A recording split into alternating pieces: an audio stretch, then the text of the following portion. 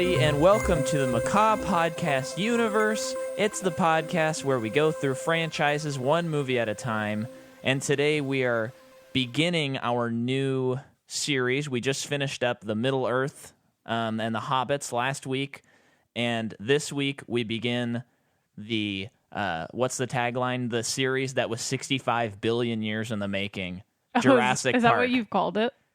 No, well, that's the tagline of this movie. Oh, I didn't know that. Yeah, that's which good. is like the best tagline you could possibly come up with. Yeah. And today with us, we are joined by a very special guest. His name is Kyle Woolard, and he is in the band Anatomy of Frank, and he also spearheads the project Glorious Leader. Hello, Kyle. Hello, Micah. Hello, Jordan. Hello. Very excited to have you on here. Usually we like to start this off and just talk about how we came across this movie, like the first time and its impression on us. So you want to hit us up with that, Kyle? Oh, boy. Do I remember this. I was a wee child. What year was this movie? 1997? 93. 93. Okay, that makes sense because I would have been about 6 years old at the time. And I remember my parents coming home and talking about this movie as if it was this movie that was so terrifying, so spectacular, so dark and adult that I don't know. I figured it would be 20, 30, 40 years before I'd be allowed to see it. And you know how it's amplified when there's stuff that like your parents say, "Oh, wow, you couldn't handle that one, buddy." At that age. Oh, sure. Oh man, it makes such an impression on you. And I remember just Jurassic Park, like what a name full of ominous, kind of overtones. Jurassic Park. It's very like intense. Those Jurassic. It's so like definite, I guess. Yeah. And so I don't remember when I first actually saw it. Some years later. But, like all of us, I think it was one of those pivotal movies of, I would say not even that decade, but of the maybe 2 or 3 decades around it. It was just such a game changer. Yeah. Well, I remember the first time I watched this movie because it holds a very special place in my heart, being as it was the first PG-13 movie I ever saw. Ooh. Wow. And I remember specifically, I was thrilled the whole time. It's an amazing movie. I love everything about it. There's nothing that I dislike in this movie. But I remember when they go to the scene where where they're looking at the Triceratops poop, and Jeff Goldblum says, "Now that's a pile of shit." I was like, "Hey, Mom, what does shit mean? What is that?" And she's like, "It means poop, and don't ever say it again." So also, I hope my mom doesn't listen to this episode because she'll know I said it again. Oh, man. Uh-oh. Big Busted. trouble. But yeah, and all my life loved this movie. I've never really had much of an attachment to any of the other sequels. I saw Lost World. I mean, we'll talk about that next week, but I saw that much later in life. So I just rewatched this over and over and over again. And I also saw it in 3D when they re-released it. So I have seen it in theaters, which is pretty fun. Oh. But yeah, that's Jurassic Park for me. But I remember it very clearly seeing this movie the first time because it wasn't that long ago. Growing up, I always knew about this movie, but I think I just straight up missed it. And so apparently, insane to I know, me. and apparently, like it was always like someone would talk about it, and I would say, "Oh, I've never seen it," and that's when people get mad at you for not having seen a movie. Yep. And I'm a little angry right now, to be honest. I think I'm assuming my dad just wasn't super into it because he's the one who would show us movies that he really liked. Which is so weird because this is such a sci-fi movie. Yeah, I don't know. He's such a sci-fi guy. I don't know why this was like... Let's not blame it on my dad totally because I don't really know. No. I'm talking to Scott tonight. Okay. We need a scapegoat. But I saw this when I was in college. I was in New Hampshire with my roommate and my friend, and we watched it on a laptop. And the scene with the T-Rex in the rain was so scary to me that I had to pause it. And I was like, oh, I have to go to the bathroom. But I was just like, I needed a moment to breathe. And it was on a laptop, and I was that scared.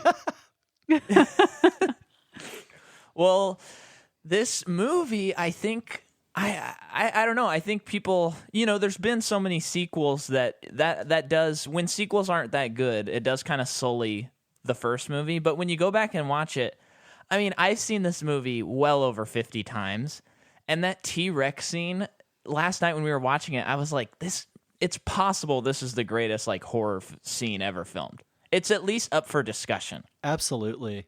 That's the whole thing about this movie. It's a genre bender. It is horror. It's a horror movie. Mm-hmm. Yeah. And it my heart stops, especially when he looks into the car and she shines the light and his eyes dilate. It's so scary.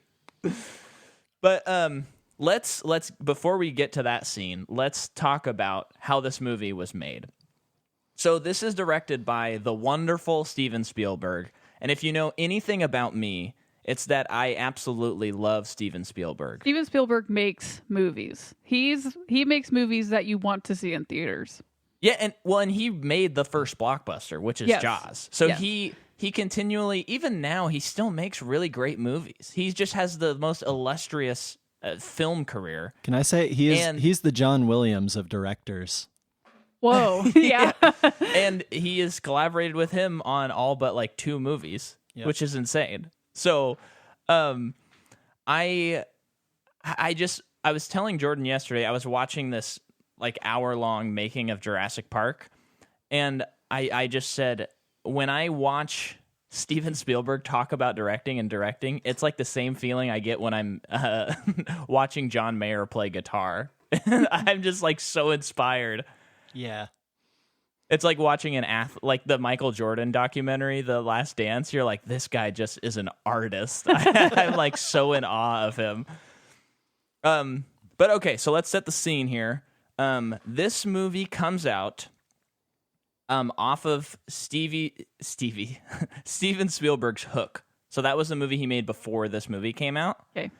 And then later this year, so this movie will come out June 11th, 1993, but later this year, Schindler's List is going to come out. 2 movies in 1 year? Yeah.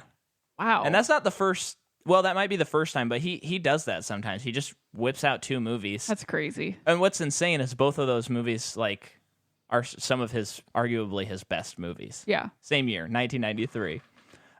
It's produced by Kathleen Kennedy, who we all know she works with Steven Spielberg all the time and George Lucas, and she runs the Star Wars universe right now.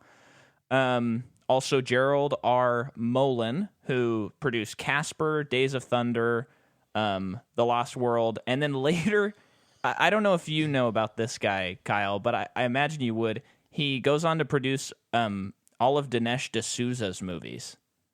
I don't know about this yet. Oh, well, now I do. He's the guy who does these very weird right-wing alternate history movies. Huh? So he has a movie that's like Hillary's America, and then a movie that compares Trump to Lincoln and stuff like that. What? Wait, these are real movies? They're half documentary, half acted movies. Oh gosh. And wow. They're I haven't seen them, but when you look at the footage, it actually looks like you're watching a Key and Peele sketch that's making fun of history. They're really weird, and I would never watch one. Wouldn't want to. But that's just weird that he directs all these classic movies, and then now he does right wing movies. Yeah. Propaganda. Yeah. The screenplay is by Michael Crichton and David Coep. And if you know anything about Jurassic Park, you'll know that it's based off of a novel written Based on a novel written by Michael Crichton. And the music is by John Williams. And then the cinematography is Dean Cundy, who does a bunch of John Carpenter movies and Zemeckis movies. Oh, cool. So, really influential guy. Distributed by Universal. The budget of this movie is $63 million. And also, they turned it in early. Mm-hmm. They got this movie done ahead of schedule, which is mind-blowing. The movie makes domestically $357 million, and then worldwide it makes $912 million. Wow. Closer to $913 million. Wow. That's a lot. And I want to mention something that's really insane. So John Williams did not get he did not win an Oscar for Jurassic Park because he won an Oscar for Schindler's List. Similarly, Steven Spielberg did not win an Oscar for Best Directing for this because he won an Oscar for Best Directing Schindler's List. And this movie also didn't win Best Picture because Steven Spielberg won Best Picture for Schindler's List. Was Jurassic Park nominated for anything, though? It won Best Visuals, I think sound editing and sound mixing, I think. But was it nominated for anything else? I think it was just the like technical awards was all it was nominated for. Which makes sense, and they should have won for that. Yeah. Based on watching the behind the scenes. But that's crazy. Imagine you do anything so good that year you beat yourself out and you still made two of the most influential movies ever made. I mean, that's like the only thing I can think of is when the guy who did Roma and Children of Men, Alfonso Cuarón, when he was nominated for Best Foreign and Best Picture. Oh, and Parasite, which too. won both. Yeah, it's like cool. Got your eggs in several baskets. Good for you. Yeah, have you seen Parasite, Kyle? I have, and I loved it. I was actually just doing a back of the napkin calculation, and that budget of, did you say $63 million? Yes. In today's equivalent terms for inflation, that would be $113 million, which. Whoa. I mean, that's just not that much for the production value of this movie. And I'm telling you guys, like, if you haven't sat down and watched Jurassic Park lately, you go back and watch that thing and look at the scene when they first see the brontosauruses out in the field, or is it brachiosauruses? The CGI is not bad. It is pretty good. It's not like Star Wars where they had to go and like redo it because it was just laughable. Like this stuff, it was complete CGI, and it looks awesome. It's very wild that the movie still holds up. I think this was one of the first times that I watched it where I was like, okay, I can definitely like pinpoint some things that could be improved. But yes. I mean, we're talking about almost 30 years, and I'm finally able to like see some of the CGI flaws. Yeah. And this is like one of the last series we covered on this podcast was Lord of the Rings, and we delved into the special effects a lot and how influential, especially Gollum, was on all of movie history. But if you go back a little bit further, we're talking about like one of the other milestones today, which is Jurassic Park, because what happened was they're getting ready to make this movie, and Steven Spielberg sitting down with Stan Winston, who does the animatronics, and what was the guy's name? I think Dennis Muren, and then Alan Tibbetts, and they're like, how are we going to do these dinosaurs? And so Alan Tibbetts goes, well, I'm going to do Go Motion, which is basically claymation kind of a thing, but it's a little bit more advanced. Yeah, it's like they mentioned that they get in the motion blurs. Yes, because little details like that. Yeah, because when you do Go Motion, if you don't have the motion blur, then every single frame is in focus, and it doesn't look like how a human eye would perceive something. Yeah. Oh. So he does it, and on the Blu-ray at least, you can see like the old animatics that they created, and they're really cool, and they do look awesome. But you can tell that there's a disconnect, and that's when Steven Spielberg was like, "It's still just a little off." Yeah. Let's make it harder on everyone and do something on a computer that's probably never been done. Right, and that's when Dennis Muren comes in and he goes, let me just try some things. And so he does some tests, and you can also see the tests in if you look those up. You can see the old tests. And Steven Spielberg's like, okay, I think he turns to Alan Tibbetts and he says, I think you're out of a job. And then Alan Tibbetts says, don't you mean extinct? Nice.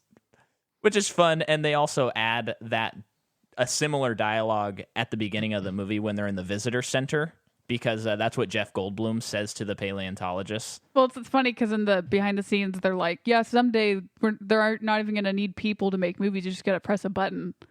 And it's like, ooh, that's crazy. And then also in the movie at the beginning when Sam Neill is looking at that computer and this guy's like, yeah, someday we're not even going to need to dig up the bones because the technology will show us how everything. And it's like, whoa. Well, I mean, and that's one of the like huge themes of this movie is like nature versus technology. Yeah. And you can also apply that just to like the movie making process.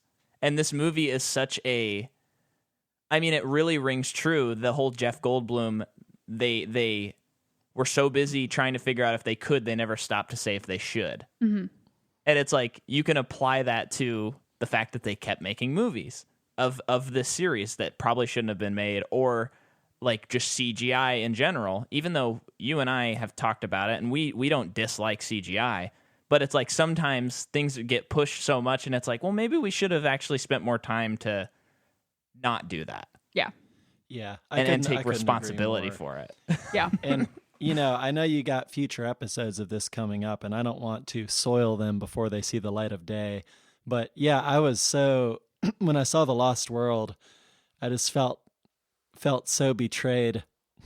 You know, I was like, it's like this, oh man, this did not follow it. And then, you know, I was on tour in, was it 2015 when one of the Jurassic Park, maybe Jurassic World came out, the one with Chris Pratt. Yeah, 2015. Yeah. And we watched it. We had a day off in Switzerland and we laid in this person had this living room that was like this sofa that was the size of the room. So you could lay, it was like a, 40 square foot sofa surface. And we all just laid there and watched it on a big screen projector. And at the end, I got in like a legit argument with my bandmates because I was very bitterly like, I was like, I don't think this respects the cinematic masterpiece of the original. And my bandmates' point was basically this. They were like, I think that you're giving way too much credit to a movie about like dinosaurs chasing people around. You know, it's like they're basically saying that the original was a shoot 'em up, bang bang, like action romp, which I could not disagree with more. I really couldn't. Yeah. I think this was like a fantastic piece of cinema. It was emotional. The characters were fairly well developed. Yeah, I really dislike that someone had the idea, let's make this kind of a, just keep milking out. People love dino terror. Like, right. Yeah, the movie is just so philosophical. It is. And that's a good, I feel like any good sci-fi should make you like, it should make you think like, oh, this is cool, this is cool, this is cool. But at the same time, like when you walk away, you go, but what are like the moral implications and the philosophical implications of this thing? Mm-hmm. And that to me is good sci-fi. That's what makes me like, because otherwise you're just watching a monster movie, which a monster movie is not bad, but it's a different type of movie. And this movie never really goes into that territory beyond terror. And I think they achieve this so well that it's not bogged down in the details, even though they explain everything. Yeah. But it's like, it all makes sense. Because, a bad sci-fi to me is when they over-explain everything as if they don't think that you're smart enough to maybe understand this made-up world. Right. And it's like, sometimes by giving us less information, you're giving us more. And I think in a way, like they gave us a lot, but it also was just also visual. Yeah. So now I'm going to jump back in because Crichton and Spielberg were having discussions about what would become the future show ER, which I did not know was created by Crichton and produced by like the soap Amblin. Opera? Yeah, like the one with George Clooney and stuff. And while they were talking, Crichton was saying that he had this idea about this novel about making dinosaurs and like all that stuff. And Spielberg's like, ding, ding, ding. What are you talking about? That sounds cool. Because if you know anything about Spielberg, he's always just playing with toys. He's just an adult child. Like that's his thing. E.T., Jaws, you see all that stuff. It's a kid just playing all the time. Yeah. And so in 1989, Spielberg tries to get the rights to it. And Crichton demands a non-negotiable $1.5 million fee and a percentage of the gross. And after Hook, Steve was all in, but Sid Sheinberg, the president of Universal Parent Company, Oh, I'm sorry. So Steven Spielberg, after he finished Hook, was like, I want to do Schindler's List. And then the president of Universal was like, you can do Schindler's List, but you have to do this other project.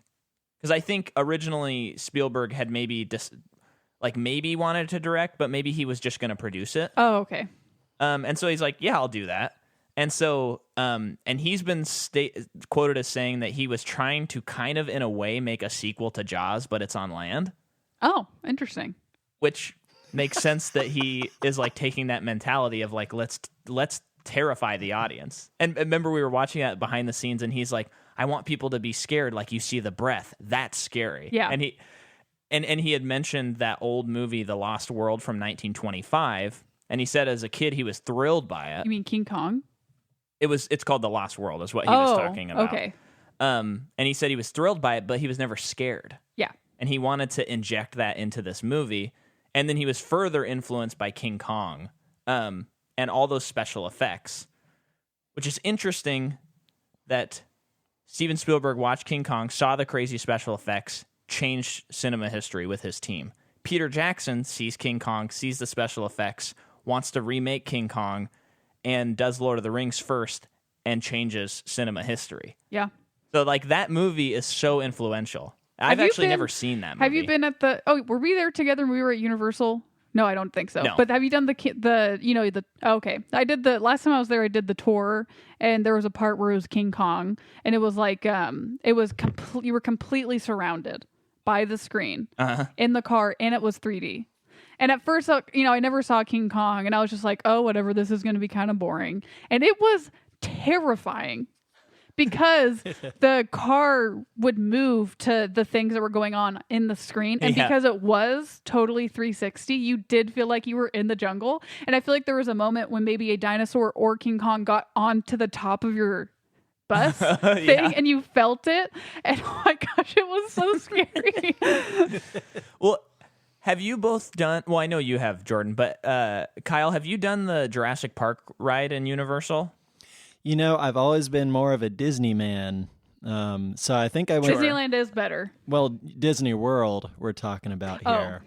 Sorry. Okay. Sorry, everybody. East Coaster. No, so Universal was always kind of like... I don't know what I thought of it as a kid. It was like PlayStation versus Nintendo 64. I was an N64 guy. I was a Disney World guy.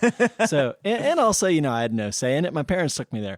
So no, right. My answer is no. I did not ride the Jurassic Park ride. Because I know they have updated it to Jurassic World now, and I've actually heard that it's a really good update. But when we did the Jurassic Park ride, I've only done it once. It's pretty insanely good, and it is scary. Like reaching for you from up above.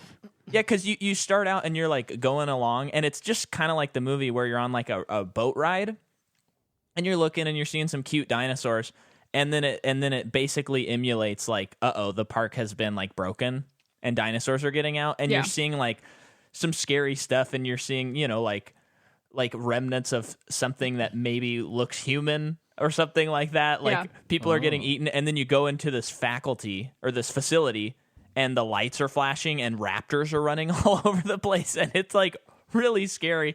And then before you do the drop, this T-Rex comes out of a waterfall. No, it's from up above. It's coming out of the ceiling, and it genuinely, truly looks like it's gonna eat you. It's like the boulder in Indiana Jones. Yeah, it's about to fall on top of you. It's I always duck no matter what. Oh yeah, which also side tangent. If anyone goes into a ride like Indiana Jones and they don't play along with the ride, don't bother. Yeah, you got to get in there and like participate mentally. Yeah, because that's half the fun. Like when those branches are coming toward you, of course you're not going to get hit by them, but you got to duck. When those darts are flying at you and it's just the air puffing, you got to react. Don't be too cool for Indiana Jones. Because no one is cooler than Harrison Ford. Nice. Sorry, what I was said, that, Kyle? That was a good PSA. I really think that we needed to hear that. I mean, you're in Disneyland. You're in the land of wonder. Yeah, or even the world of wonder. The world of wonder. Yeah, at Disney World, guys. Disney World. I have not had the luxury of going to Disney World yet. Oh, how do I even explain how great it is? We will go someday. Maybe when the world opens back up, if it opens back up, we will go. Yes. Oh, true.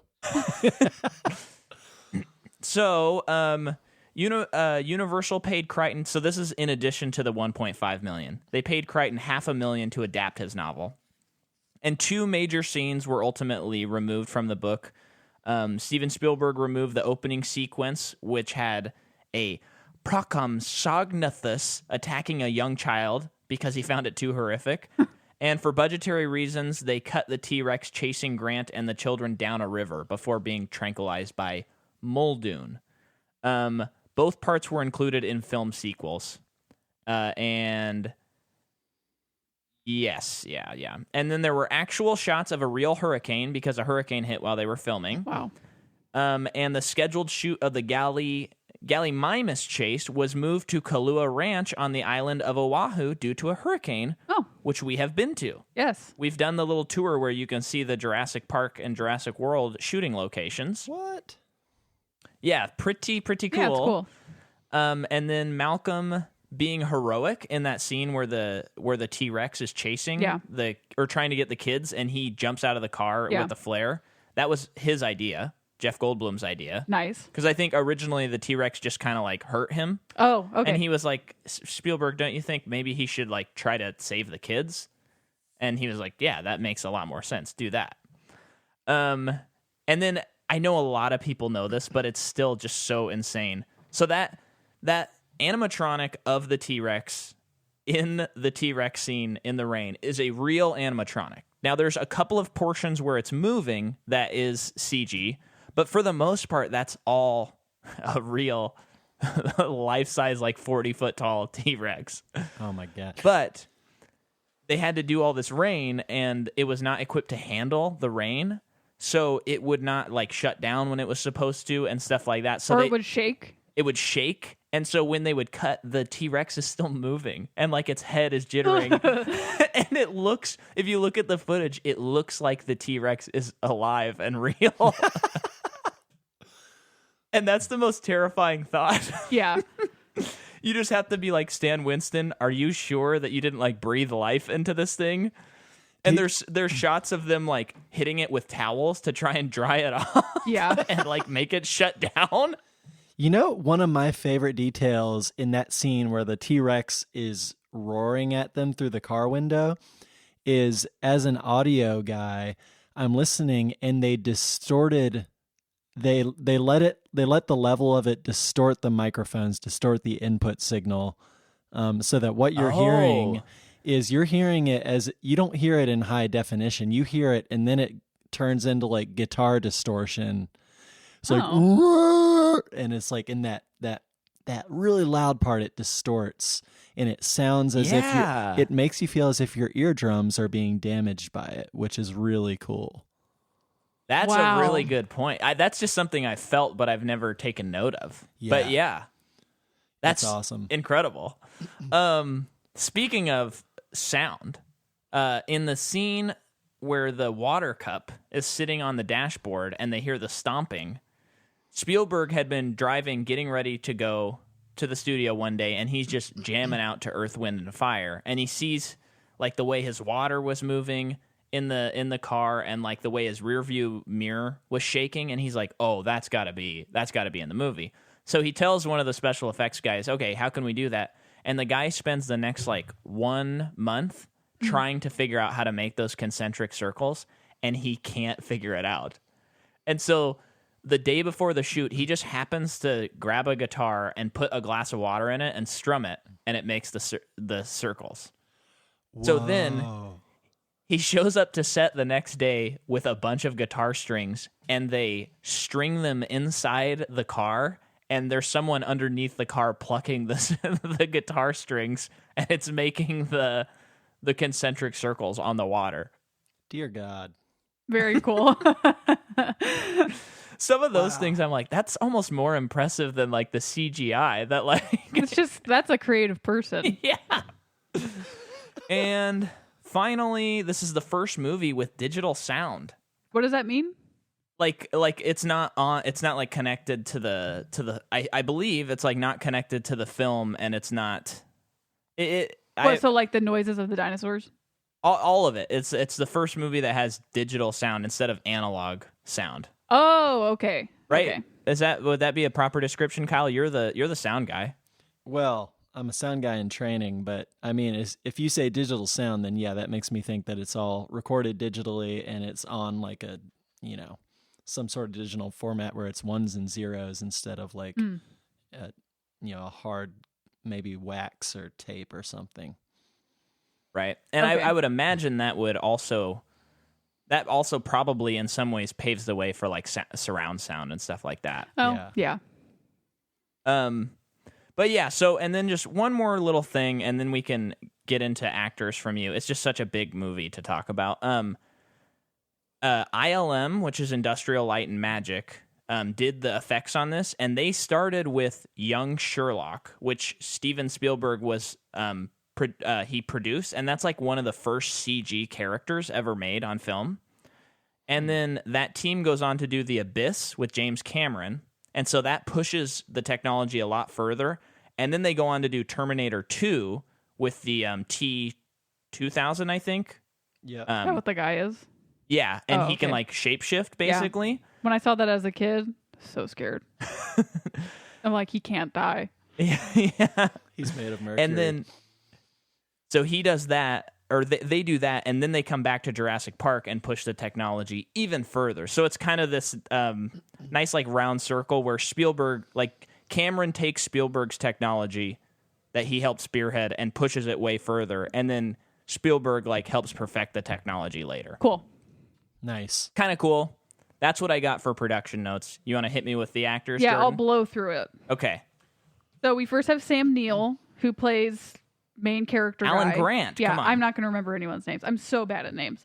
Okay, but Sam Neill is in Event Horizon, Hunt for the Wilder People, Jurassic Park 3, In the Mouth of Madness, The Jungle Book, the old live-action Jungle Book. 1994. He plays Merlin in the show Merlin, and he's in Peaky Blinders. He's in Peaky Blinders? I guess so. Why have we not watched that? It has like everyone we love. Because there's too many shows. It's true, and then we have shows.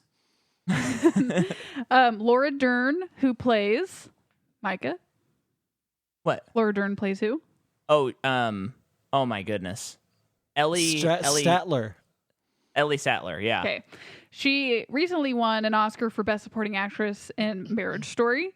She also was in Little Women last year. Oh, so She's good. in Blue Velvet, October Sky, Jurassic Park 3, I Am Sam, The Master, 99 Homes. And that's just stuff I pulled. She's in so much more. Let's a sidebar on Laura Dern. And I'm just curious what Kyle's going to say to this.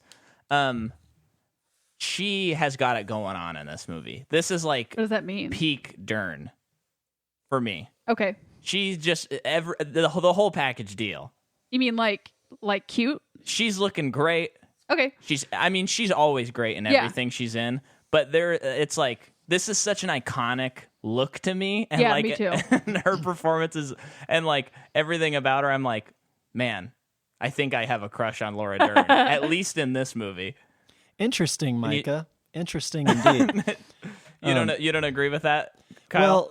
Well, maybe I'm a little more Seinfeld about my taste, but there's one thing that kind of annoyed me, and that is that whenever she screamed, which was frequently, her mouth would take the shape of a peanut. It's so true. All right, we're talking like maybe an inch in the middle, and then like widens to 2 inches on either side of exposure. For some reason, every time I saw that, I was like, come on. I don't think my sentiment is going to be very relatable to this audience, but and that's why it's a Seinfeld thing. Yes, and that's just where I am. That's just where I'm at. I get that. Peanut screamer, I guess, if Seinfeld was around. She's a peanut screamer. She's a peanut screamer. All right, hit us with the next person. So I know we covered Jeff Goldblum. Well, I didn't know this until I was reminded, but we covered him in Ragnarok. he deserves a second one. Jeff Goldblum, who plays Malcolm, the chaos mathematician, the one person whose name I remember. He's in Annie Hall, The Fly, Independence Day, The Lost World, Cats and Dogs. Yeah, he's like the dad, right? Yeah, he's in Tim and Eric's $1 billion movie as Chef Goldblum.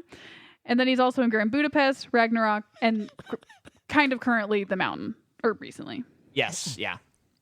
And then Richard Attenborough, who plays the owner of the park. He is in the 1967 Dr. Dolittle. Wow. Yeah. He's also Santa in Miracle on 34th Street, live action. Wow. And then he's also in Lost World, and he is in a TV miniseries that I believe gave me nightmares as a kid, which was Jack and the Beanstalk. Okay. Ooh, that does sound creepy. Yeah, I just remember there were these ginormous bugs that looked like bugs that would be in our house sometimes that scared me. Uh-huh. And I remember the characters like walking over them and like accidentally like smashing them. It was so, in my memory, it's disgusting and terrifying, and I didn't like it. He is also in The Great Escape. Oh, thanks for catching that. And he's a pretty famous director. He was. Oh, okay. So he directed Robert Downey Jr. in Chaplin. Oh, cool. Which is one of his Oscar nominations. And then he's done others, but among others, he directed Gandhi. Okay. That is a famous movie with Ben Kingsley. Yeah, I have not seen. And yeah. Cool. Next we have Martin Ferrero, who plays the lawyer. He's in Planes, Trains, and Automobiles, Heat, and Air Bud 3. Okay. I feel like he was someone who kind of like he was just born for the role of a lawyer. Yeah. Like there are certain guys who every single movie they play a government stiff, or you know what I mean? Or like there's this one actor, I wish I knew his name. He just like whenever there's a movie about the Great Depression, this guy just looks at home in like suspenders and a pinstripe suit. Yeah, I feel like. Do you happen to know what movie he's in? Like this guy I'm talking about? Yeah. Oh, okay. Yeah, Road to Perdition. They're around the round table in the room, and there's just this kind of tallow-faced man who just looks. Who's the guy who played Buster Scruggs? Oh, Tim Blake Nelson? Tim Blake Nelson is another one. He looks like he's meant for the Great Depression. Okay. You're right. Yeah. But yeah, I just feel like that guy kind of looked in the mirror one day and he was like, well, I think I have a casting type. I think you might be talking about Sirion Hines. Let me see a picture. Who is the guy from There Will Be Blood that we really love. The guy who helps. Oh, Daniel he looks like a bird, kind of. Yeah. That's not nice, but I think of a bird when I see him. This guy? Yep, he kind of looks like a bird. I think that's who you're talking about. Because when you said that, I was like, is it the guy from There Will Be Blood? Because he looks like he has to be in old movies. Like he's typecasted, but he's good at what he does. Oh, yeah. And I think for actors like that, being typecast, I mean, your immediate impression is like, that would kind of suck. But then, no, like all the people who are starving on the streets of LA, like trying to be actors, you're like, oh man, I'll take it. Like, I'll be the butler in every movie.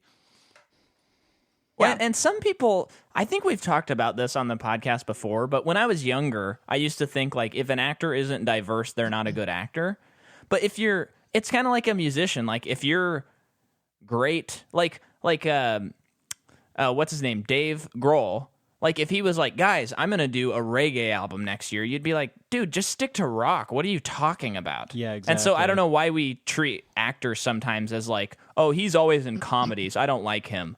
Yeah. And I used to do that all the time. I'd be like, oh, it's not Daniel Day-Lewis, so they're not that good of an actor. Yeah. I'm like, shut up, Micah. Yeah. Not fair. Okay, so Joseph Mazzello plays Timmy. Yes. He's in Social Network. Simon Birch, and Bohemian Rhapsody. Yeah. What? Yeah, he's the bassist, right? The bassist? Yeah. If you go back, I don't know if you've seen the movie, Kyle, but if you look at a picture, it's like, how did I miss it? And I think during the movie, God, Micah him. turned to me and he was like, I think that's the kid from Jurassic No, Park. I said that is. And you're like, no, it's not. I was like, there's no way. And then immediately when the credits roll, I'm like, so that's the kid from Jurassic Park. Okay. And it's like, oh yeah, that is. It looks exactly like him. He's the one who sits there when they're fighting and they're like, oh no, I'm really upset because you're late to practice again, Freddie Mercury. And then he's like, can we just play some music? And then he goes, I wrote this line, bum, bum, bum, bum, bum, bum, bum, bum. And then Freddie Mercury and Brian May are like arguing. And then Freddie's like, it's actually a pretty good line. And then he immediately sings the song. Yep. And you're like, that's not how songwriting works. Yeah. Okay. Yeah. And then the girl Lex. Oh, I don't know if that's I think her. that's her name. Okay. Ariana Richards. She is in Tremors and Tremors 3. And she does not have a pretty long acting career, but I will read a thing about her that I found very interesting. Okay. Since filming Jurassic Park, Ariana completed a BS degree from Skidmore College, New York, where she graduated with honors in drama and art. She has since become one of the most celebrated young portrait artists of our time. What? Art has long been a tradition in her family. Her own genealogy can be traced back to the early Italian Renaissance, when Carlo Crivelli, a contemporary of Botticelli. What? Ariana's ongoing work shows the classical influence of the old masters, along with the dynamics of impressionist artists. Wow. That's the girl from Jurassic Park. That's incredible. It's always so fascinating when someone like shows up, like they do this great performance, and you expect them to just be an actor, and then they just have like a completely different career, and they're like maybe even more successful in that career. Right. Very cool. And then just the last person, Bob Peck, who plays the hunter. Oh yeah. He's in so much stuff I don't know what it is. But I saw that he's in Lord of the Flies. Okay. Yeah. So now let's dive into this movie. We've already got a good 45 minutes going because this movie's too big to talk about, but let's get into the specifics. The movie begins, I think we're 120 miles off the coast of Costa Rica on a place called Isla Nublar. I think, right? Isn't this Isla Nublar, Kyle? For the purposes of this discussion, yes, definitely. That might be the name of the I feel like next it has island. a longer name. Yeah. Wait, what's going? Just like describe it, please. Because I don't even remember. So this is when they bring a velociraptor in, and all of this movie is so insane to me how much it reminds me of Indiana Jones. Mm-hmm. Like, and I know it's the same director, so it makes sense. But all of this stuff, like this scene, kind of feels like the end of Raiders of the Lost Ark when they're bringing the Ark of the Covenant like up to the altar and they're about to like perform the ceremony. Mm-hmm. And it's like they're setting this creature in, and it's perfectly paced because you want to see that creature so badly. Oh, this scene. I always forget this is the opening scene. Yeah. Yeah. You want to see the creature so badly, and there's all these workers, and they open it up, and then the guy gets ripped into the cage. Yeah. And you don't see the velociraptor, but you see his eye. Yeah. And then it cuts to the eye of the hunter. Yeah. And then it cuts back to his eye. And you're just like, what are we in for? Very scary. This is so cool. It's the scene where he goes, "Gatekeeper!" Yeah. I love that guy's accent, and like everything he does in the movie is so cool. And I'll just say now, that guy has some buff legs. Okay, That guy what the walks heck, or Jordan? runs a lot. I watched this with my girlfriend last night, and she was like, "Look at his thighs." I'm like, I was just like, they're so muscly. I've never seen legs like that before. He has got the hams. I'm gonna tell you what. Whatever. That guy has got the hams. I'm like, I've got a dog in this fight because I'm a biker, and she's sitting next to me talking about this dude's thighs, and like, he's in short shorts. What are you gonna do? Well, and Kyle, you got to admit, he has so much muscle on his thighs that it looks like he has a second knee. Yeah, it's true that quadricep has a bulge to it. It does. Yeah. Yeah. I guess you're right, guys. But this scene is just a perfect table setting. Then you cut to the lawyer, and they're in the Dominican Republic, and a lot of this stuff as a kid was way over my head, like how how like there's insurance people that are like trying to make sure that the investors will be happy. He's just a lawyer. He's not an insurance person. Oh yeah, but there's like insurance claims happening and all this business, all the like capitalism stuff was totally over my head as a kid. But now when I watch it, I'm like, this movie is kind of like, I don't know if you guys would agree, but it feels like a very like, this is what capitalism can do. Oh, well, movie. Totally. When they're sitting around the table at lunch and the lawyer's the only one who's fine with everything. When all of the scientists are like, do you understand how ridiculously unsafe this is? And the lawyer's like, yeah, but the money. Right. All of the merchandising. And it's like, that is quite relatable, I would say. I feel like that, the first, and it really, it drives it home, like it's kind of a miniature of modern capitalism and maybe even capitalist America. I don't know, but like there's some, exciting but questionable science involved. There's like a big money-making idea. And then, the first thing they do in the movie is kill a black dude. So I feel like it's a pretty fitting like miniature of our maybe our country. Yeah. I did want to point that out. As soon as that first scene came on, I was like, it came back to me. I was like, oh God, they killed the black guy. First thing. And then, right. They're big enough to give us another black actor, Samuel L. Jackson, the great, the inimitable. And they kill him too.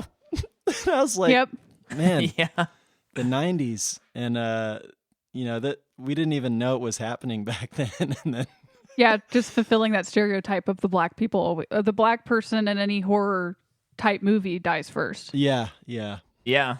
That is interesting. A lot of that stuff goes over my head, and I'm realizing that more and more, and that's part of the problem is I'm not realizing those things, and I'm trying to be better at that. It's I think go ahead. Oh, go ahead, Kyle. Okay. No, you got it. So I was gonna say it's funny because it's become such a trope.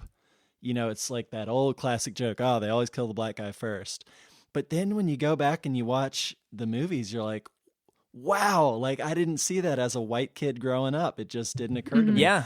And I think it is based in like it's a way to get sympathy from the audience, this kind of like fetishization or condescending sympathy.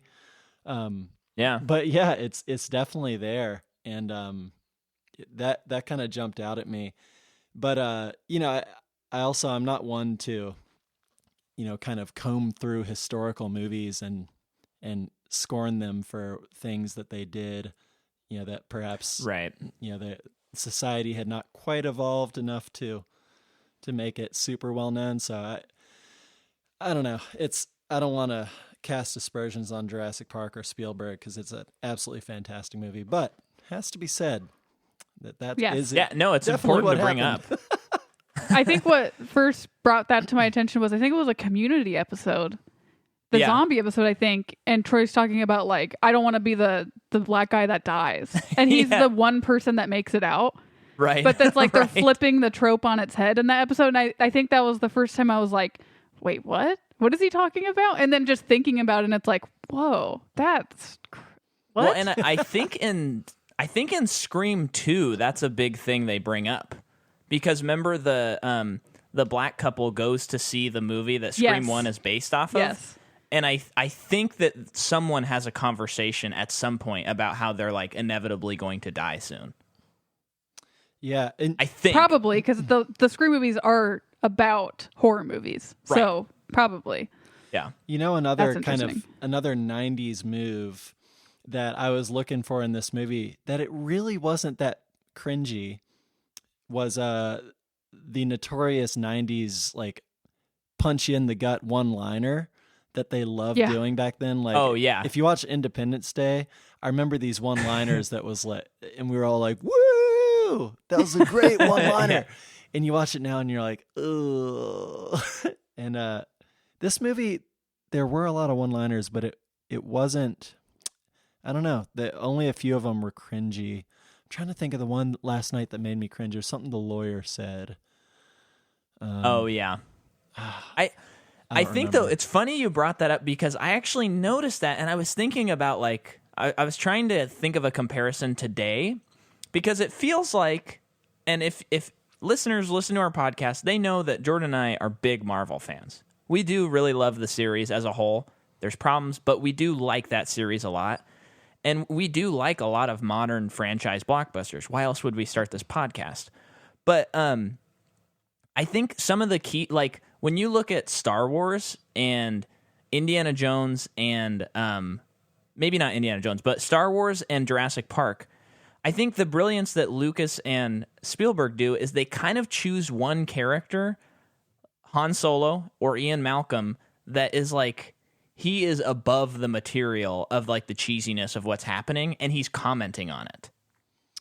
Yeah. And I think that provides... That's fascinating because those two characters are womanizers.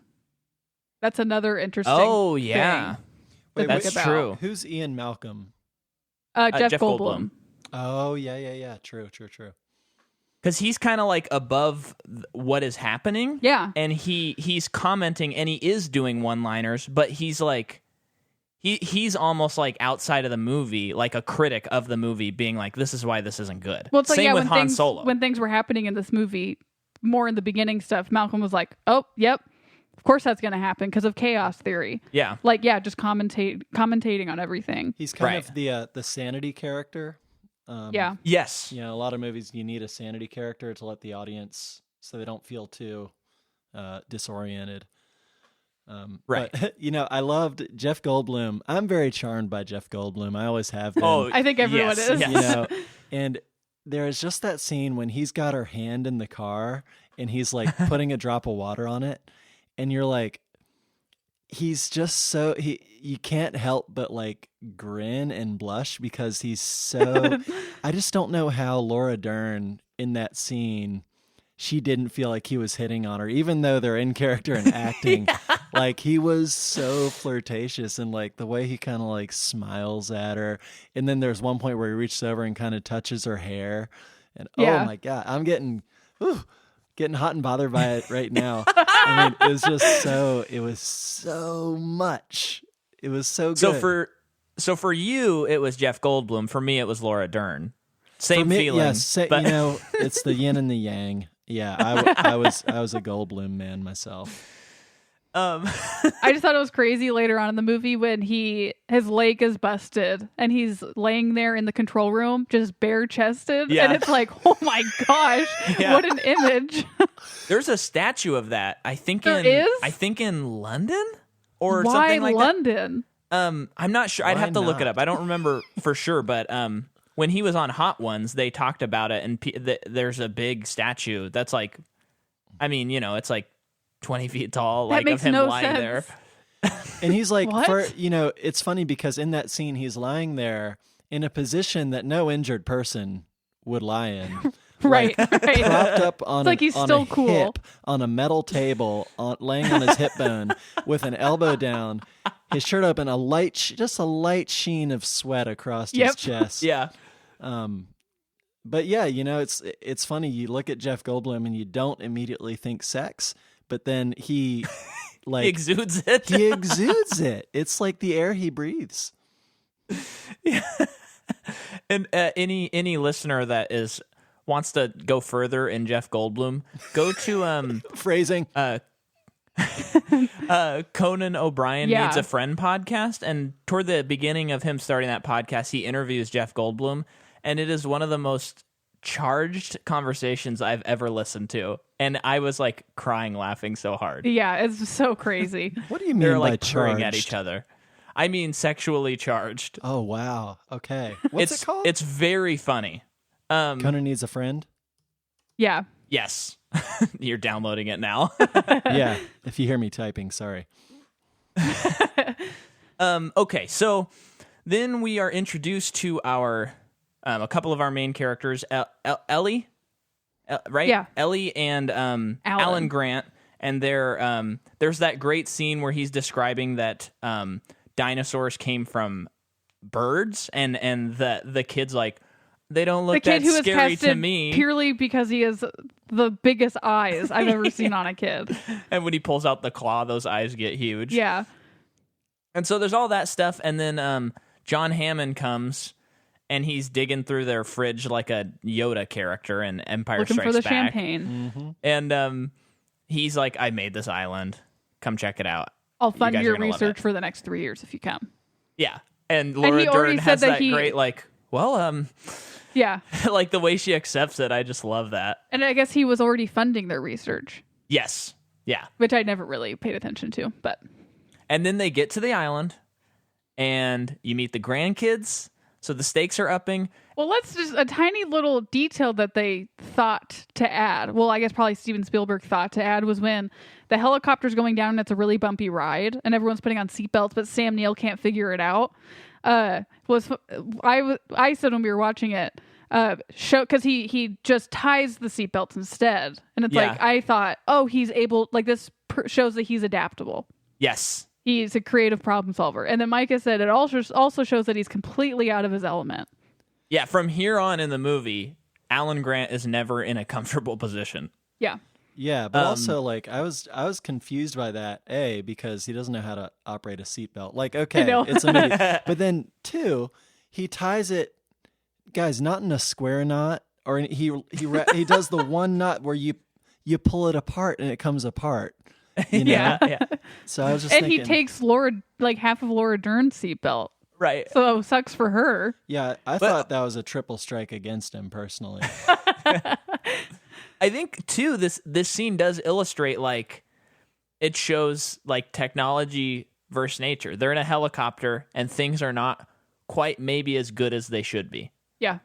Things are not, and I'm kind of freaked out by helicopters. And so watching any scene like this, I'm like, oof, oh, like I don't ever want to go into a helicopter. But yeah, so because the whole movie has this nature versus technology / science. Yeah. And it's so apparent, like, from right then. Yeah.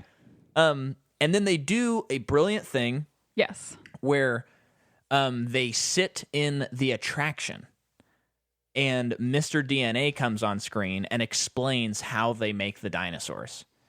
And it's just a brilliant way to get all of that exposition out of the way, but doing it in a way that also it doesn't bog down the movie at all. It actually enhances the movie quite a bit. Mm-hmm. And he says, dinosaur, which I like that.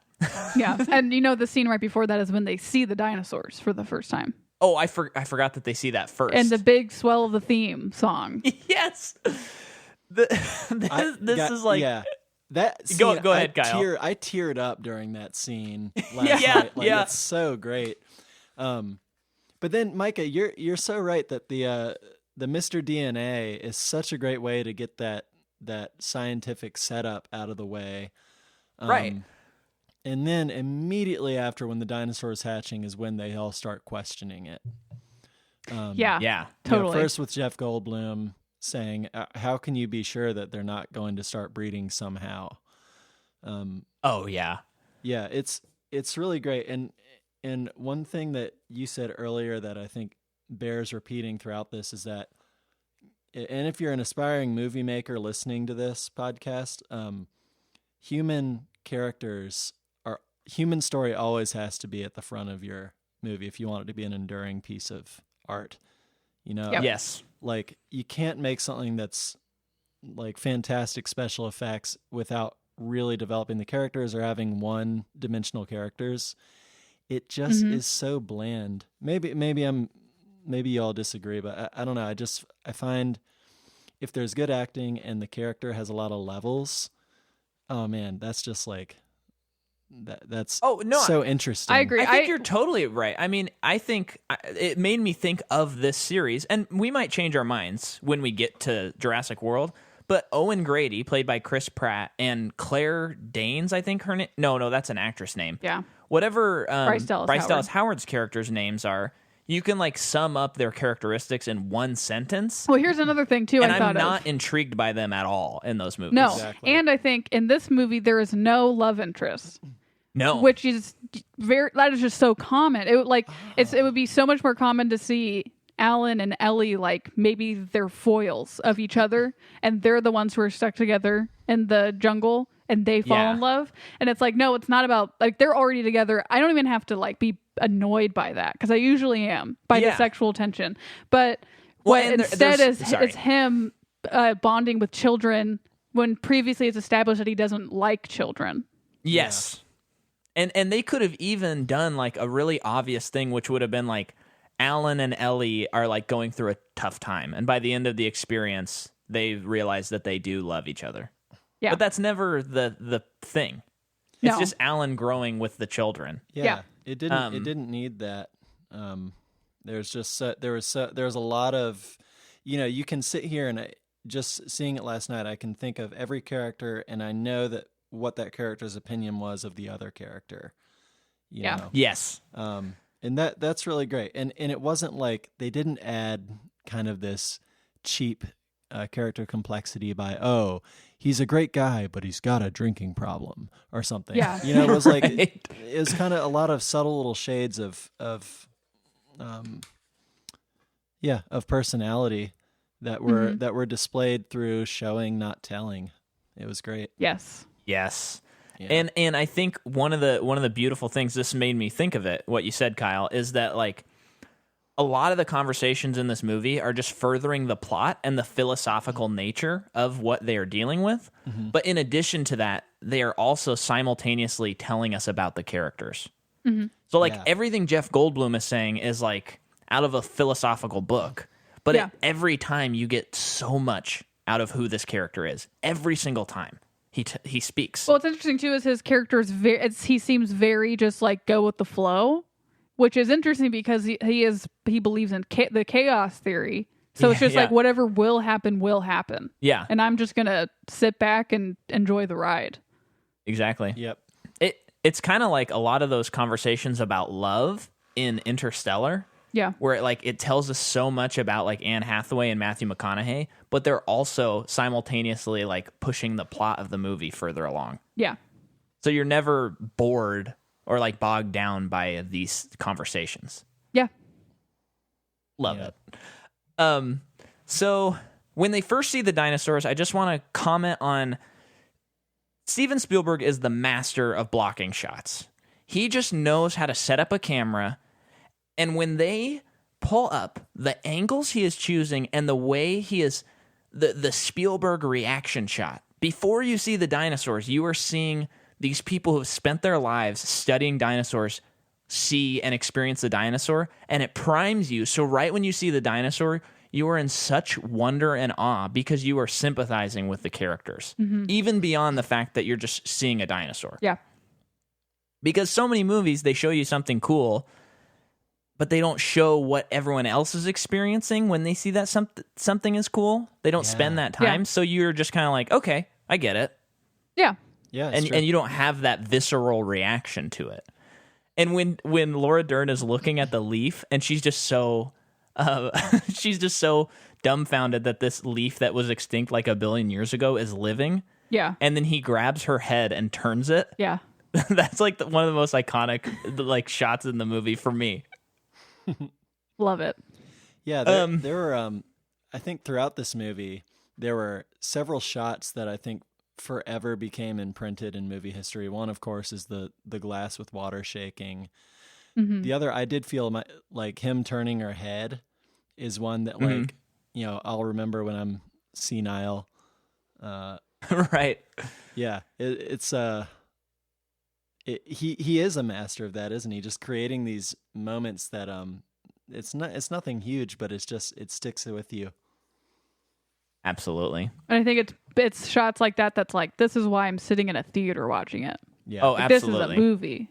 When I saw the re-release, even though it was in 3D, although the 3D transfer was actually pretty good, it was just like, it was almost like I saw the movie for the first time. Yeah, but I just knew all the plot points because I mean, that T-Rex scene was horrifying. Yeah, I bet. And then seeing the wonder and seeing those Bronchiosauruses like on a screen that makes them look huge was just, I was in such awe of the movie. It was so cool. And we sat pretty close too, so cool. Everything looked bigger.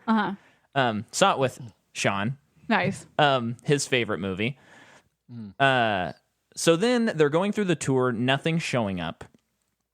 And then can we just kind of skip through like the guy who plays Newman in Seinfeld is working with another company trying to gather embryos. He's getting paid a ton of money to steal stuff for them.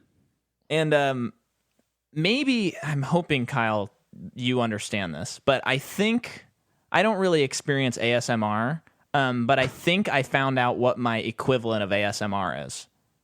What is it? I think it's the Barbasol can and how it works, and when he's putting the little vials in there, and then when Laura Dern is pushing the buttons. The big buttons.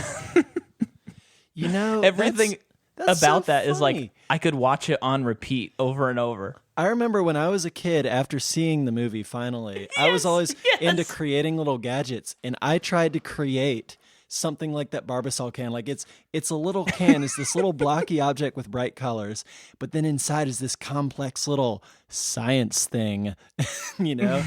And I loved that. And I remember trying to invent something like that. I didn't succeed, but yeah, that inspired me too. I just like the way the buttons have those covers over them, and she pulls them and presses the button, changes colors, and they look like really good. Like, you got to put a little effort into those pushes.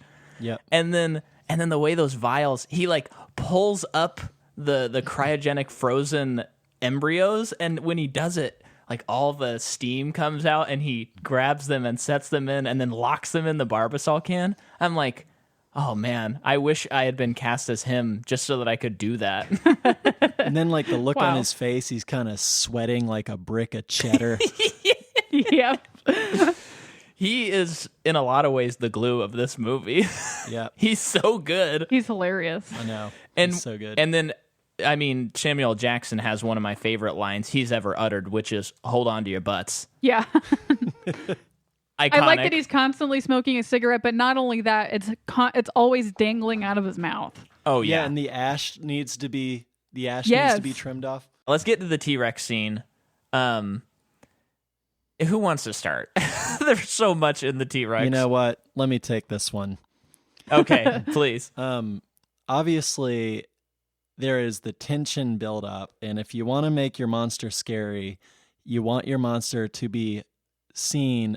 You don't want your monster to be seen early. You want to keep it a secret as long as possible, because what we don't know is scarier than what we do know. Yeah. There's one exception, and that is this T-Rex. This thing is terrifying before we can see it, and it is scarier once it's there. Absolutely. You know, just like the way they got that flappy scrotal skin on its neck, like the teeth out over the edges of its lower jaw, its dilated eyes, like you point out earlier, and just the size of it. I don't know if they exaggerated the size of a T-Rex or not, but the whole time I'm just thinking like, wow, that thing walked the earth. And that's what you want your audience to experience. Yeah, when that's you're why going it's for scary to something. me, because I know it was real. Right. Yeah. And I think another thing that really makes the scene horrifying is he's attacking the children. Yeah. Or she is attacking the children because they're all female. Although later they are able to change that because of the amphibious chromosomes that were filled in, which is an amazingly cool detail. That's shocking when you find it out, and you're like, no, there's dinosaur eggs. This is not good. But the scene, like in that scene, Ian and Alan Grant are just sitting like us, the audience, and they're like, oh no. And they're not sure what to do. Mm-hmm. And as an audience member, it's like this audience surrogate where you're like, it just provides even more tension than there already is. Yeah. Yeah.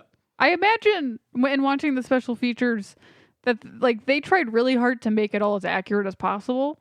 Yeah. So I assume that there is studies or whatever, like probably papers that they believe that it was that big. Yeah, it makes, I mean, I've seen a T-Rex. I think in Portland there's a real life T-Rex. No.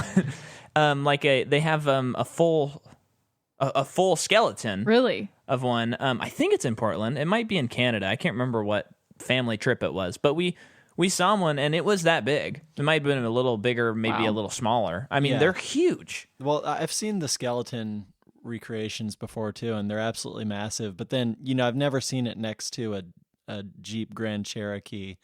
So True. I couldn't really tell. Right. But, you know, I wouldn't fault Spielberg for that at all, because It was so effective. And then, when Grant and Lex are ducking behind the Jeep and it's pushing it around with its nose and they're kind of trying to outrun it. At that point, the monster's already been in the scene for like, I don't know, 4 minutes, 5 minutes.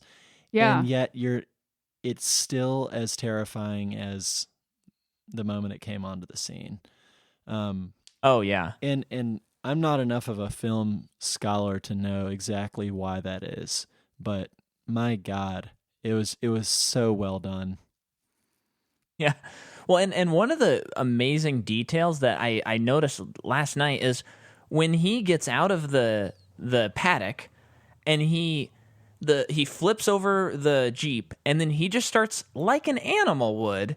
He's just like biting at the car. He doesn't really know what it is and he's trying to see like what the heck it is. Mm-hmm. And I just thought that's such a like chaotic touch to add where he's not just like humans eat. He's like, what the heck is this thing? Like it moves, I eat it. Yeah, he's a wild animal, or she's a wild animal. Yeah. It's all of that is just so insane. And also another fun thing is the end of the movie, they had not planned to have the T-Rex come into the visitor center, but Spielberg said after they had filmed the sequence that had the T-Rex sequence, he was like, the audience will hate me if the T-Rex doesn't come at the end. Yeah. And they needed a way to save them from the raptors. And it was cool that the T-Rex became the protagonist. Right. Yeah. Right. And so all of that happens, everybody gets split up. And there's the button pushing, the velociraptors get out. Yes. And there's that sequence where they attack the hunter and he says clever girl. Well, I like to before that I think it's clever girl. Alan says this, or it could be the hunter. I don't remember. But the hunter does. Okay, he says they hunt. They actually look at you. It's not like a T-Rex where they just anything that moves, but they actually look at you and perceive you, and like are trying to figure out the best way to kill you. Yeah. And then also because they hunt in a pack, it's like in a way they want you to see one of them so that the other ones can come to your sides. That was actually Alan. Was that like at the beginning? That's when he's talking to the kid. Yeah. It's just so great that they visually showed it. Yeah, and this movie does that like the whole movie. There's all this stuff like at the beginning, they're like, how fast do these dinosaurs run? And they go, we clocked the T-Rex in at 32 miles per hour. And then later in the movie, they're driving away, and you're like, oh, if they could just get over 32, they're going to be okay. Yeah. The movie just plants all this stuff and pays all of it off. Yeah. So there's that sequence, Sam Jackson's arm when he dies. Yeah. I believe I thought I'd heard that there was a sequence where he was actually killed, but they cut it. Oh, okay. But I'm not positive about that. That scene though when she's pushing the buttons and then the velociraptor came out of the wiring, it was like one of the Jordan forgot that that happened and it scared me so bad. She went, that's not fair. Yeah. And then that whole time, I love when they all get back together. I'm skipping some stuff that we can go back to, but when they all get back together and she's like, yeah, I contained one unless they can open doors. And then it cuts to the velociraptor opening the door and you're like, no. Yeah. So but, good. And did you notice how this, like, how movies, sometimes they'll try to milk out like 3 climaxes where it's like, oh, they think it's over, but then this comes. Mm-hmm. And maybe sometimes you get a little tired, but you're like, oh, okay, just please let it be over. Absolutely. And this is a movie where you really, it keeps ramping up and you don't know how much higher it can go. And then it takes another level. Yeah. I don't want to skip ahead. I don't know how chronologically stringent you are with your podcast, but like, yeah.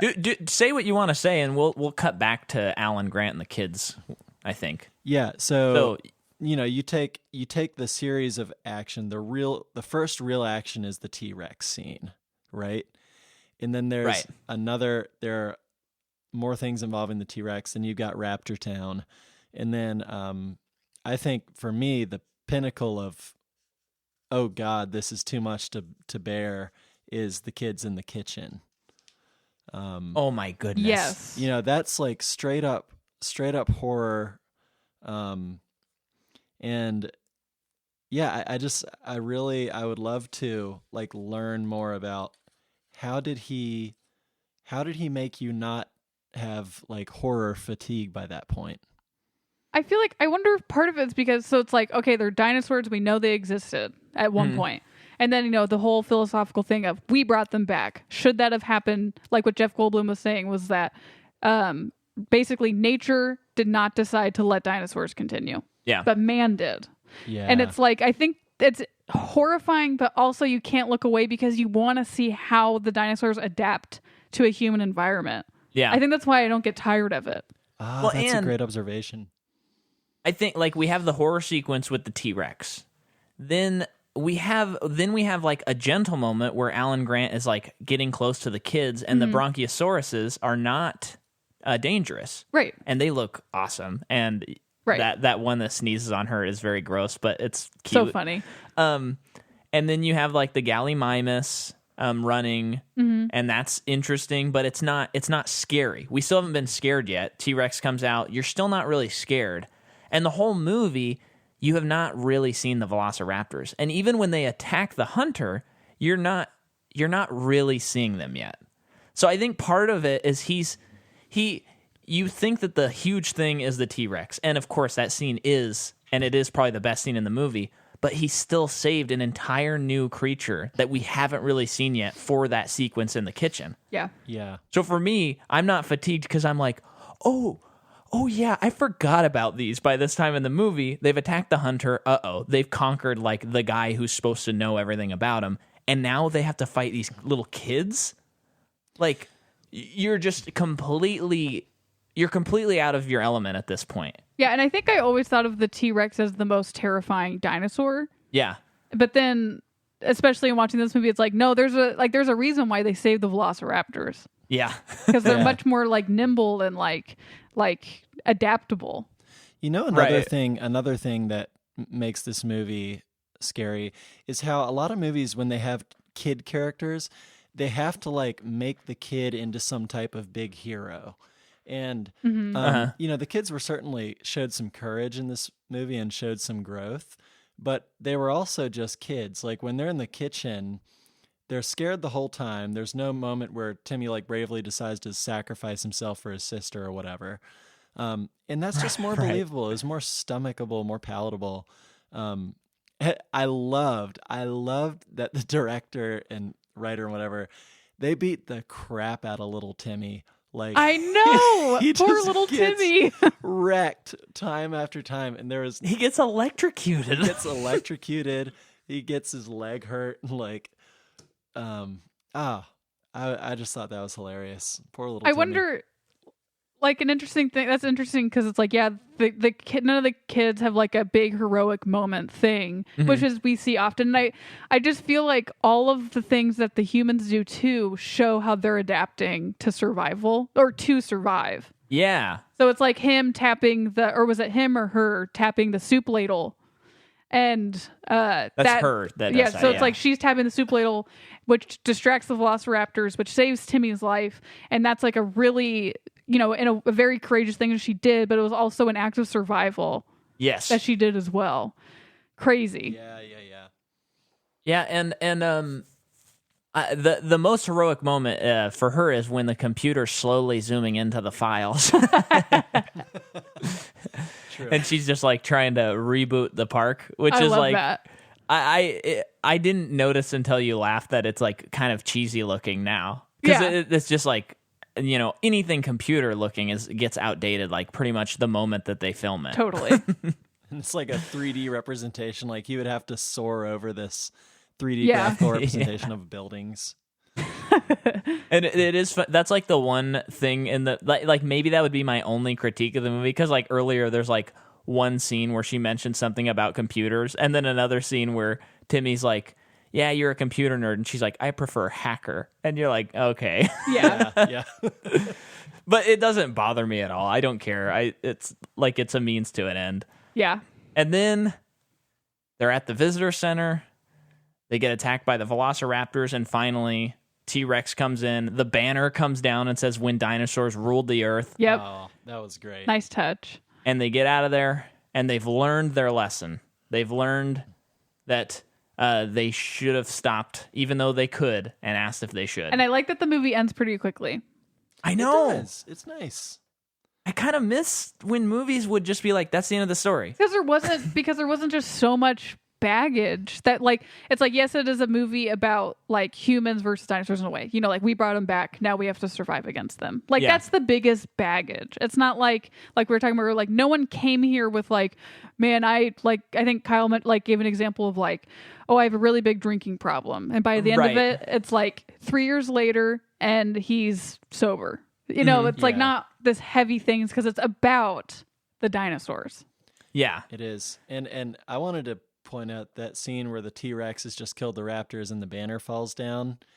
Yeah. That borders on okay.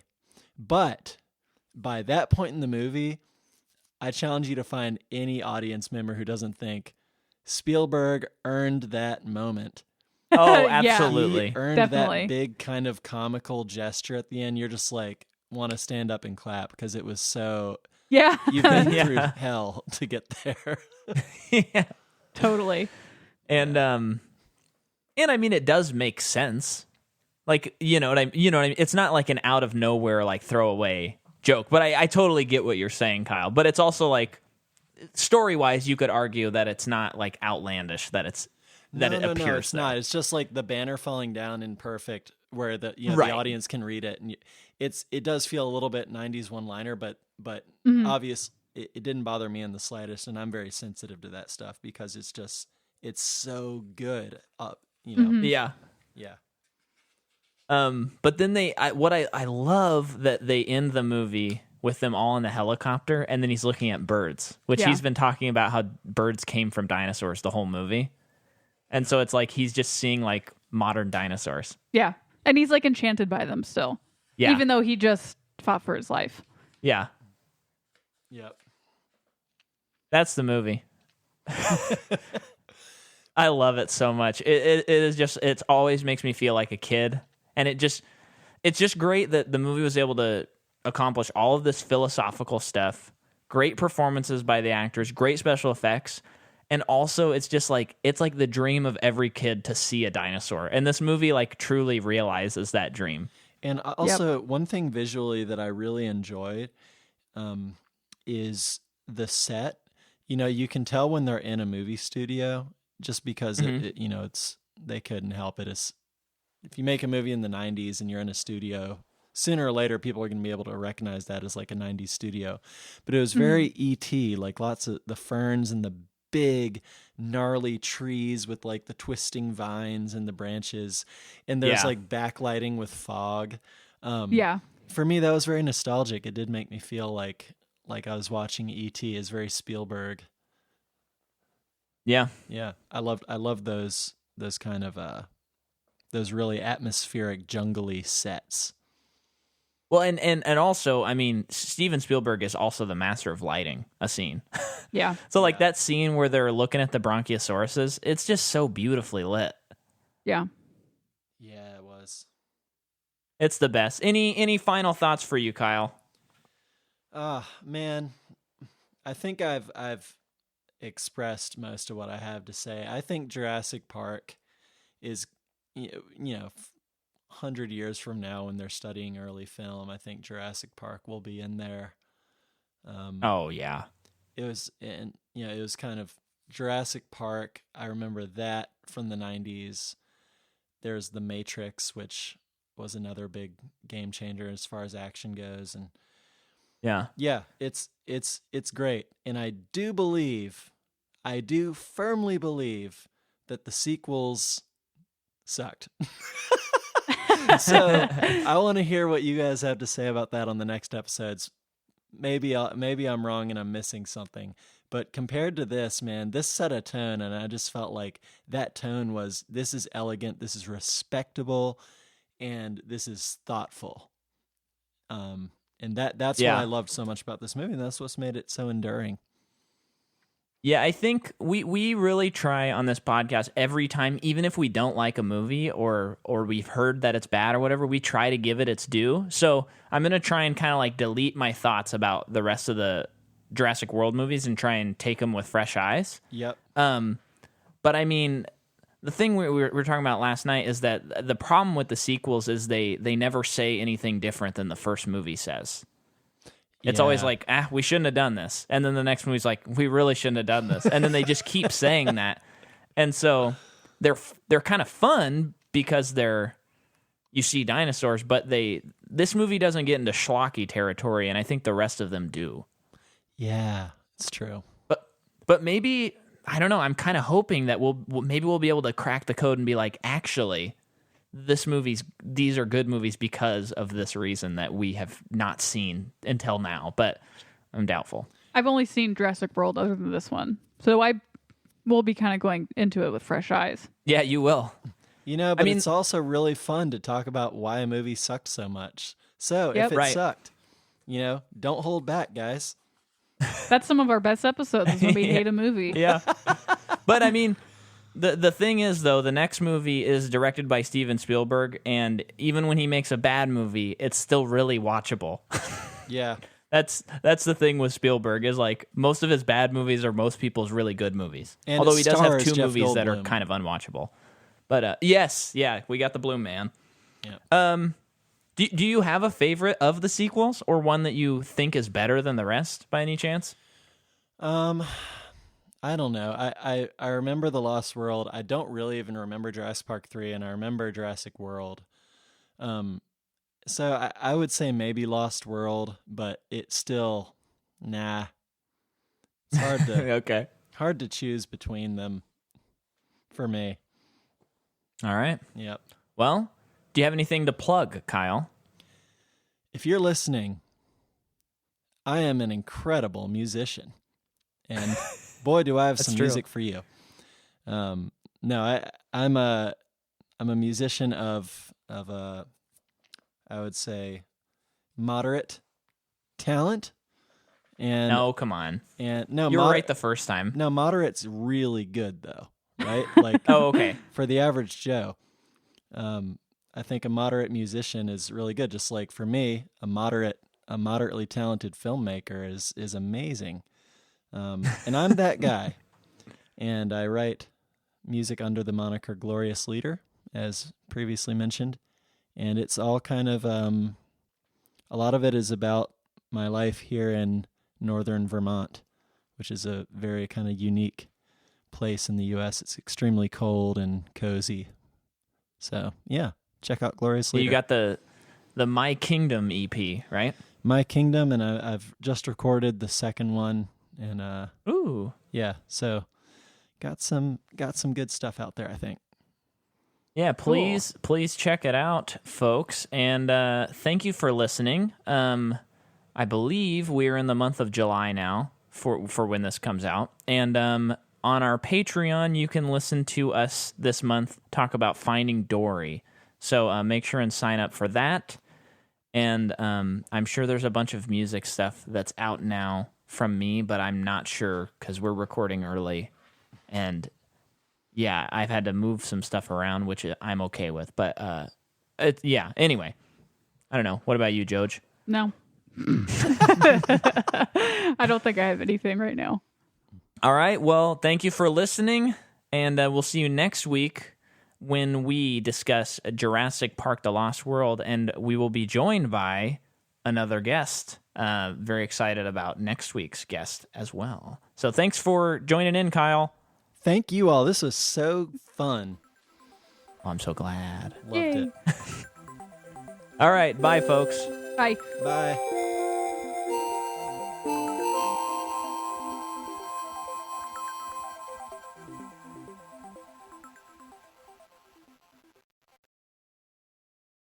Jeff Goldblum, he always liked speed reading his lines out loud between scenes. I wonder what I would love to see, just like be on set with Jeff Goldblum for like a day and just see how that goes down. Well, have you noticed that Jeff Goldblum always plays Jeff Goldblum? I mean, he's like, I just think I think he's just that character all the time, which there are certain actors that I always want them to play themselves because it's just, everyone loves it. Owen Wilson is one. Jeff Goldblum is another, where you're there for the Jeff Goldblum. Yeah. Have you seen Thor Ragnarok? No. So we actually are not a big fan of the movie, of the Marvels. It's definitely not my favorite, but it's an enjoyable movie. But he is in it, and he is so unbelievable. It's like it's like Tim and Eric directed his scenes. Yeah, it does feel like they directed his scenes. It's crazy. Anyway, but I'll probably cut that and put that at the end of the episode as a little like treat if people stick around.